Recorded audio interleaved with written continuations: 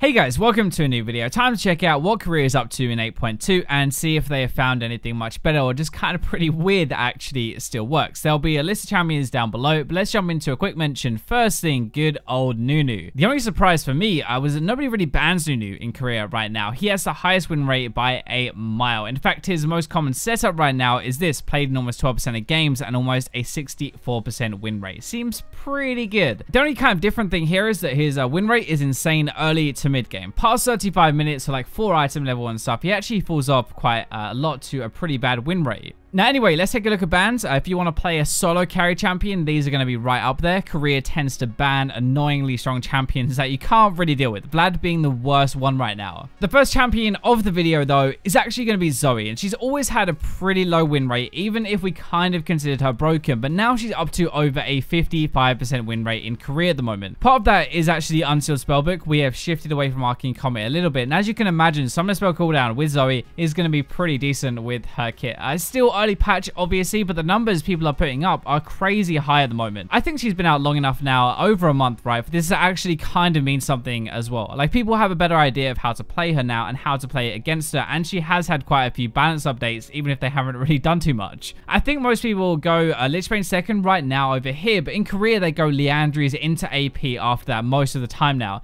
It's more about magic pen and ability damage to blow people up rather than Lich Bane and diving in and using that kind of shot and stuff. It's actually still really good, but the playstyle that wins most is the AP build. Korea is absolutely obsessed with Camille jungle right now. This pick is everywhere, to be honest. It's actually really strong at the moment as well, even in pro play. She can gank really well, she can fly in, she can stun you, but also fly in and press her R. And if they have no flash, even if they do, they cannot do anything against that with follow-up from the laner. It makes her roaming really good when she's top lane. Imagine that as a jungler. That's kind of the reason, well, part of the reason why she's actually so good. She also has a lot of damage, good dueling, but can burst people really hard. Her mid game is her best phase. It's nuts with Warrior and Trinity Force and Sterix or Guardian Angel. The burst potential you have is just too high, and nobody can really live past that through the ultimate. It's actually that phase really that makes her so good in Korea. Early, she's kind of manageable, you can play around it. Mid game, she becomes a beast. There's not much you can do. In the jungle specifically, she's pretty even in most matchups for now as well, but Evelynn, Nidalee, and Lee Sin are pretty common, and she's actually able to fight them pretty well and do pretty well. AD carry this patch though has shifted a ton right now, especially in Korea, and for once, Varus is actually really good, and even in win rate wise, not just like good in the meta. He never has a high win rate because he's quite mobile, he's easily punished, and just on bad players you will die a ton, but right now that is actually not happening that much, so he seems really good. He is the second best win rate early game as an AD carry at the moment, then has a monster mid game as well, and his late game kind of falls off a little bit to these crit champions. If you notice, since preseason with Riot slowing down the game and stuff, it's less about really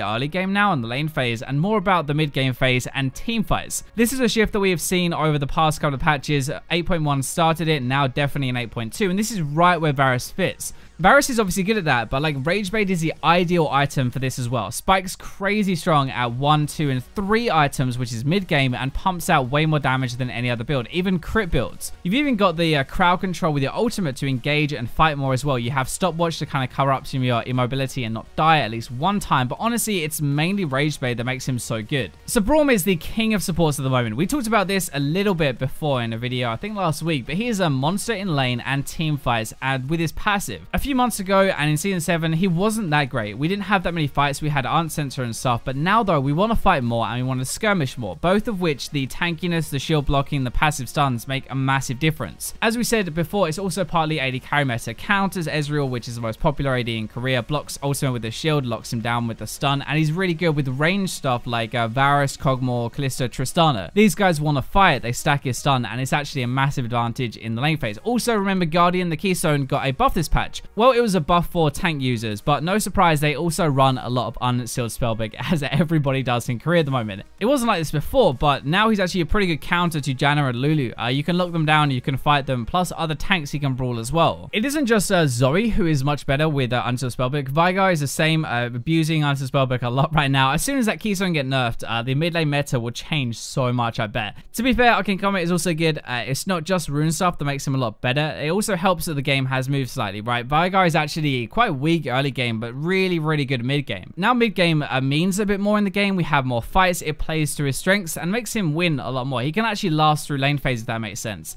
Another thing is that Poke is worse now, remember, after the nerfs, and those are some of his worst matchups. Even right now, Xerath is pretty good against him because you never have to get close. He's pretty good versus Azir and Ryze though. He can blow them up if he catches them with a cage, and they are really meta at the moment. The build is pretty standard. Cooldown reduction, AP stacking. We'll have to see how this works out like over 8.2, but he has a lot of immobile targets to go for at the moment. One that came kind of seemingly out of nowhere, suddenly pops off again, just like last time, is Olaf. If you remember, we had the Arcane Comet build that people found like a few patches ago, and it made him really, really overpowered, but just for one patch. Now again, it is more Unsealed Spellbook action, makes his lane phase even stronger than it already is, and this is what Olaf is really good at. You have like a Ghost and Ignite to start the game, you run people down, you snowball very hard because as soon as you get a lead, which is pretty easy with Ignite top lane, you're just going to run over people. You then swap to Flash and TP for mid game where you need them to actually play the rest of the map, and not to mention you'll be able to Ghost way more often and that side of it with the Summoner Spell cooldown. At the moment, he is by far the best top laner you can play early game at least. You have to snowball though because you really do fall off as the game goes on. He is the beast at like 1, 2, maybe 3 items, but past that point you are really going to suffer. Now Skarner is not played very much, but then he never is really, so it's kind of hard to judge that anyway, but this one is quite cool. And the reason I'm going to talk about him is because yes, they play Unsealed Spellbook like we do and like everybody does right now. Ghost for ganks, Flash for later, for team fights to engage, gives Flash more as well with the cooldown. They actually play Predator as the most common keystone on Skarner at the moment, and they win a lot of games with it. It's kind of like a fun, weird build. They activate the Predator, which remember got a buff recently as well. They ult someone back because they're charging at them with Righteous Glory, and there's not really that much you can do about it. At higher ranks, they do go Warrior into Trinity a lot. The burst damage with this is actually really high, and nobody expects Skarner to be able to kill you that fast. At lower ranks though, they tend to go Cinderhulk into Trinity more and play like tanky damage. It's a bit more forgiving. You can run in, you can tank way more damage, but you actually still do a lot with your Sheen. Both of these builds seem pretty good. Both the Keystone builds seem pretty good as well, but he is really good mid game again at like 2 to 3 items. Something different to try, but it kind of follows the meta right now. Now Bard wins versus a lot of meta support, so that is why he looks really good in Korea at the moment. We rarely ever see Bard, but he seems like a really good alternative to kind of mainstream stuff. Bard has always got really good damage actually. He doesn't really need to build Sightstone anymore after this patch to slow him down, which is going to help a lot out of that, but he does actually beat like Braum and tanks and stuff a lot of the time. He can have a ton of impact if you're good with your ultimates and you use them to engage. Right now, he is honestly probably one of the few major supports who has a lot of kill pressure early at the moment and is still kind of meta. We're really in like an Unsensor and a tank meta except Bard. This part is pretty weird. It's early patch, so it might change obviously, but 70% win rate in games past 40 minutes. That is ridiculous. I don't think I've ever seen something that high before. I don't even really know why he is such a beast late game, except actually, right, his damage got buffed a few patches ago, right? It was quite a few months ago actually, but the damage got buffed late game and his meep damage now is ridiculous. I wonder if that's actually why. Anyway, moving on to our next one, Kled, one that I mentioned off and on in career. Better this patch though. He's a really good early game champion. He is kind of also an anti-bruiser, which is helping in this meta a little bit, but really good at fighting, builds damage and kind of off tank so he can survive at the same time. His ultimate means that he can roam a ton and snowball the map, which is kind of perfect for this meta where we're trying to get a lead in the lane phase and then use it mid game. You can use that lead, well, you can build a lead with your ultimate roaming into other lanes and then use it with that ultimate engage. We're gonna have to see how this goes over the patch, but a lot of champions that are pretty good against him got nerfed up there, like in the top lane indirectly with the Klepto nerfs, like Gangplank and Alawi. Kog'maw is probably the best AD carry right now alongside Varus, and for very, very similar reasons at the moment, but you probably want to pick or ban, honestly, especially at higher ranks. This would explain quite a lot. So take a look at this. What a world we live in when Kog'maw has the #1 win rate before 30 minutes and third before 35. What happened to the Kog'maw? He was useless early game and had to wait 30 minutes to even be relevant. He needed like 3 items or he was rubbish. Now suddenly he's so good. Rage Bait obviously is the biggest thing. We talked about that with Varus. Korea also builds Wit's End second item for a much earlier power spike in damage. There are 2 reasons mainly this is so good. One, Wit's End is very cheap for the stats that you get. It's really gold efficient and it is a cheap item, so you end up getting to 3 finished items much sooner than everybody else. Also, it actually removes some of their magic resist and increases the rest of your damage. Like a lot of your damage in your kit as Kog'Maw is actually magic, including the on-hit damage from Wit's End. Keystone wise, we actually haven't seen much Unsealed Spellbook, which is a surprise because they run that in the LCK, the Korean Pro League, but lethal tempo and fleet footwork both work at the moment. It really comes down to personal preference. Whenever I play Kog'maw, I take fleet footwork. I love the healing, but lethal tempo is obviously a lot more damage. Almost all with inspiration secondary though, because stopwatch is so good. I actually do think this is a reason that Varus and Kog'maw are so good at the moment, because the first time you try and kill them or gank them,